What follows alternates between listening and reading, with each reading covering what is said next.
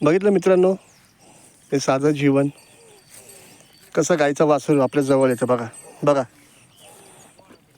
बघा, हे गावचं जीवन असं आहे. बघा कसं हाताला स्पर्श करतं. बघा कसं गावचं जीवन आहे. आशा करतो तुम्ही पण एकदा असं आपल्या गावात भेट द्या. ओके मित्रांनो, असं जीवन आहे. थँक्यू मित्रांनो.